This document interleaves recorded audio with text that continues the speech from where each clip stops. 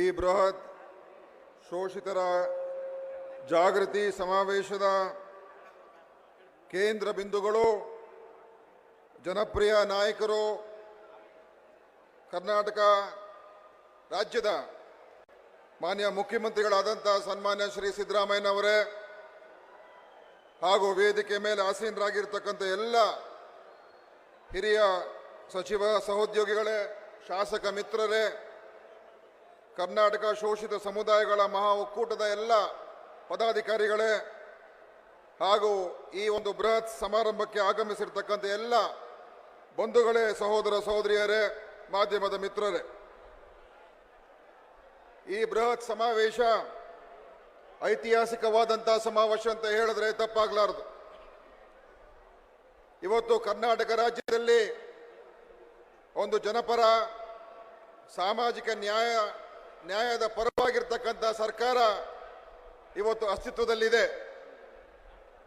ಹಿಂದಿನ ಸರ್ಕಾರದಲ್ಲಿ ಯಾವಾಗ ಮಾನ್ಯ ಸಿದ್ದರಾಮಯ್ಯನವರು ಮುಖ್ಯಮಂತ್ರಿಗಳಾಗಿದ್ದರು, ಆ ಸಂದರ್ಭದಲ್ಲಿ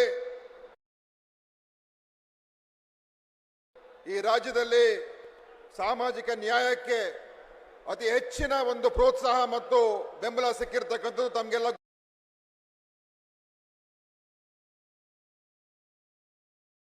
ಇರುವಂತಹ ವಿಚಾರ. ಎಲ್ಲ ಬಡಜನ, ರೈತ ವರ್ಗ, ಮಹಿಳೆಯರು ಎಲ್ಲರಿಗೂ ಕೂಡ ನ್ಯಾಯವನ್ನು ಕೊಡ್ತಕ್ಕಂಥ ಕೆಲಸ ಆ ಒಂದು ಅವಧಿಯಲ್ಲಿ ಮಾನ್ಯ ಸಿದ್ದರಾಮಯ್ಯನವರು ಮಾಡಿದ್ರು. ಅನ್ನ ಭಾಗ್ಯ, ಕೃಷಿ ಭಾಗ್ಯ, ಪಶು ಭಾಗ್ಯ, ಕ್ಷೀರ ಭಾಗ್ಯ, ಹಲವಾರು ಯೋಜನೆಗಳನ್ನು ಕೊಟ್ಟು ಅದ್ರ ಜೊತೆಯಲ್ಲಿ ದಲಿತರಿಗೆ, ಹಿಂದುಳಿದವರಿಗೆ, ಅಲ್ಪಸಂಖ್ಯಾತರಿಗೆ ನ್ಯಾಯವನ್ನು ಕೊಡುವಂತ ಶಾಸನಗಳನ್ನು ಮಾಡಿದ್ರು, ಅನುದಾನವನ್ನು ಕೊಡ್ತಕ್ಕಂಥ ಕೆಲಸ ಮಾಡಿದ್ರು ಮತ್ತು ರಾಜ್ಯದಲ್ಲಿ ಸಮತೋಲನ ಆಗಬೇಕು, ಸಾಮಾಜಿಕ ನ್ಯಾಯ ಸಿಗಬೇಕು ಅಂತ ಉದ್ದೇಶದಿಂದ ಐತಿಹಾಸಿಕವಾದಂಥ ತೀರ್ಮಾನಗಳನ್ನು ಯಾರಾದರೂ ಮಾಡಿದ್ರೆ ಅದು ನಮ್ಮ ಮುಖ್ಯಮಂತ್ರಿಗಳಾದಂಥ ಸನ್ಮಾನ್ಯ ಸಿದ್ದರಾಮಯ್ಯನವರು ಅಂತ ನಾವು ಘಂಟೋಘೋಷವಾಗಿ ಹೇಳ್ಬೋದು. ಇಡೀ ದೇಶದಲ್ಲಿ ಆ ರೀತಿಯಾದಂಥ ಕಾನೂನುಗಳಿರಲಿಲ್ಲ. ಇವತ್ತು SC ST ವರ್ಗಕ್ಕೆ ಸರ್ಕಾರದ ಹಣದಲ್ಲಿ ಎಷ್ಟು ಖರ್ಚಾಗಬೇಕು ಅದು ಕಾನೂನುಬದ್ಧವಾಗಿ ಅವ್ರಿಗೆ ಇಷ್ಟು ಕೊಡಲೇಬೇಕು ಅಂತ ತೀರ್ಮಾನ ಮಾಡತಕ್ಕಂಥ ಒಂದು ಕೆಲಸವನ್ನು ಮಾಡಿದ್ರು. ಅದೇ ರೀತಿಯಾಗಿ ಅಲ್ಪಸಂಖ್ಯಾತರಿಗೆ ಅನುದಾನವನ್ನು ಹೆಚ್ಚು ಮಾಡಿದ್ರು. ಹಿಂದುಳಿದ ವರ್ಗದವರಿಗೆ ವಿದ್ಯಾಸಿರಿ ಯೋಜನೆ, ಹಲವಾರು ಯೋಜನೆಗಳನ್ನು ಕೊಟ್ಟರು. ಆದರೆ ಆ 5 ವರ್ಷದಲ್ಲಿ ಅತ್ಯಂತ ಒಳ್ಳೆ ಆಡಳಿತ ಕೊಟ್ಟರೂ ಕೂಡ ಬರುವಂತ ನಂತರದ ಚುನಾವಣೆಯಲ್ಲಿ ಬೇರೆ ಬೇರೆ ಷಡ್ಯಂತ್ರಗಳಿಂದ ಮತ್ತು ತಪ್ಪು ಮಾಹಿತಿಗಳಿಂದ, ಅಪಪ್ರಚಾರದಿಂದ ನಾವು ಸೋಲನ್ನು ಕಂಡಬೇಕಾಯ್ತು. ಜನ ಅದರ ಮಧ್ಯದ ಅವಧಿಯಲ್ಲಿ ನೋಡಿದ್ರು, ಬೇರೆ ಸರ್ಕಾರವನ್ನು ನೋಡಿದ್ರು. ತದನಂತರ ಹಿಂದಿನ ಒಂದು ಚುನಾವಣೆ ಆದಾಗ ಈ ರಾಜ್ಯದಲ್ಲಿ ಮತ್ತೆ ನಮಗೆ ಸಿದ್ದರಾಮಯ್ಯನಂತವರೇ ಮತ್ತೆ ಮುಖ್ಯಮಂತ್ರಿ ಬೇಕು, ಅವರೇ ಮುಖ್ಯಮಂತ್ರಿ ಆಗಬೇಕು ಅಂತ ತೀರ್ಮಾನವನ್ನು ಮಾಡಿ ಇಡೀ ಕರ್ನಾಟಕದ ಜನ ಕಾಂಗ್ರೆಸ್ ಪಕ್ಷಕ್ಕೆ ಆಶೀರ್ವಾದ ಮಾಡಿ ಇವತ್ತು ಭಾರಿ ಬಹುಮತದಿಂದ ತಾವೆಲ್ಲರೂ ಕೂಡ ಆಯ್ಕೆ ಮಾಡಿದ್ದೀರಾ. ಅದು ಯಾರು ಕೂಡ ಮರೆಯಕ್ಕೆ ಸಾಧ್ಯ ಇಲ್ಲ. ನಿಮ್ಮೆಲ್ಲರ ಬೆಂಬಲ, ಆಶೀರ್ವಾದದಿಂದನೇ ಇವತ್ತು ಇಷ್ಟೊಂದು ದೊಡ್ಡ ಬಹುಮತದಲ್ಲಿ ಸನ್ಮಾನ್ಯ ಸಿದ್ದರಾಮಯ್ಯ ನೇತೃತ್ವದ ಸರ್ಕಾರ ರಚನೆ ಆಗಿದೆ.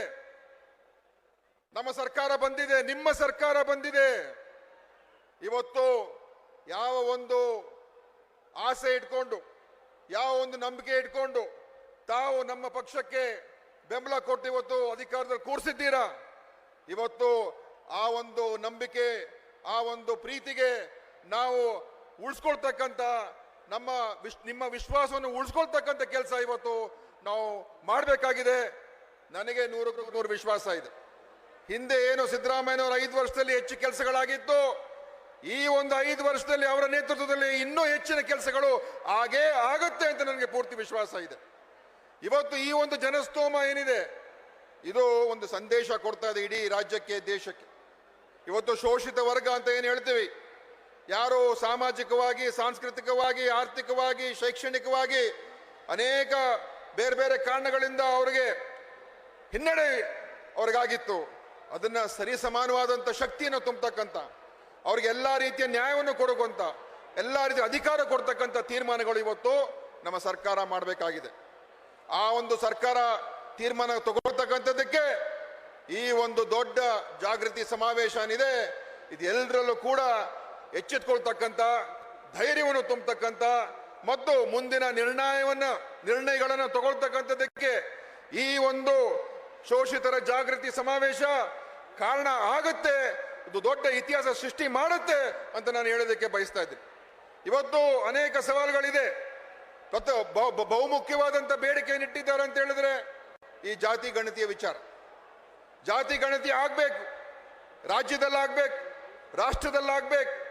ನಮ್ಮ ಏನೇನು ನಮ್ಮಲ್ಲಿರುವಂಥ ವ್ಯವಸ್ಥೆಗಳು ಯಾವ ರೀತಿ ಇದೆ, ಎಲ್ಲರ ಸ್ಥಿತಿಗತಿಗಳೇನು, ಇದೆಲ್ಲವೂ ಕೂಡ ವೈಜ್ಞಾನಿಕವಾಗಿ ತಿಳ್ಕೊಳ್ತಕ್ಕಂಥದ್ದು ಆಗ್ಬೇಕಾಗಿದೆ. ವೈಜ್ಞಾನಿಕವಾಗಿ ಅಂಕಿ ಅಂಶಗಳು ಬೇಕಾಗಿದೆ.